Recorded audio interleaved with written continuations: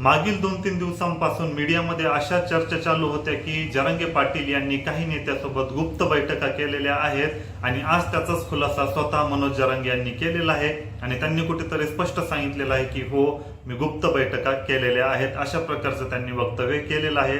आता मागील काही दिवसापासून बघायचं झालं तर महाराष्ट्रातलं राजकारण पूर्णपणे बदललेलं आहे।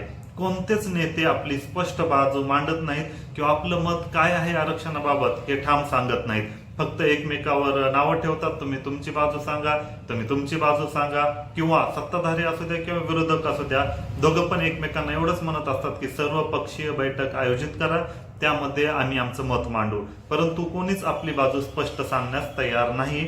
आणि अशातच मनोज जरांगे यांनी अचानकपणे आपलं आंदोलन सोडलं आणि आता 288 मेंबर उभा करणार आहे अशा प्रकारचं कुठेतरी वक्तव्य केलं।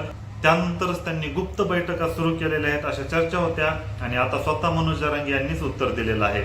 जेव्हा मनोज जरांगे यांना प्रश्न विचारण्यात आला की तुम्ही गुप्त बैठका केल्या का, तर तेव्हा त्यांनी सांगितलं की माझा राजकीय मार्ग कधीही नव्हता, परंतु सत्ताधारी आणि विरोधक दोघं पण आम्हाला फसवत आहेत। आज जरी आम्हाला आरक्षण दिलं तरी आमचा राजकीय मार्गच नाही, आज बी आम्हाला आरक्षण देऊ द्या, आम्ही त्यांना डोक्यावर घेऊन नाचवतो, अशा प्रकारचं वक्तव्य केलेलं आहे। आणि त्यानंतर पुढे बोलताना ते असं म्हटले की सामाजिक कार्यासाठी मला राजकीय मार्गाचा वापर करावा लागत आहे आणि जर आम्हाला आरक्षण नाही भेटलं तर राजकीय मार्गाशिवाय पर्याय नाही आणि राजकारणामध्ये काही गोष्टी गुप्त ठेवाव्या लागतात किंवा त्या सगळ्यांसमोर सांगायला नाही पाहिजे, अशा प्रकारचं वक्तव्य जरांगे पाटील यांनी केलं। यावरून क्लिअर होतं की त्यांनी गुप्त बैठका केलेल्या आहेत। आता कोणासोबत केलेल्या आहेत, केव्हा केलेल्या आहेत, त्यामध्ये काय काय ठरलेलं आहे याबाबत अजून काहीच सांगितलं नाही, किंवा जसं ते बोललेत की काही गोष्टी गुप्त ठेवाव्या लागतात तसं आता ते किती दिवस गुप्त ठेवतील याकडे लक्ष लागलेलं आहे। एक वेळ अशी होती जरांगे पाटील जे कोणी नेता येईल त्यांना असं म्हणत होते की जे बोलायचंय ते ऑनलाईन बोला, मी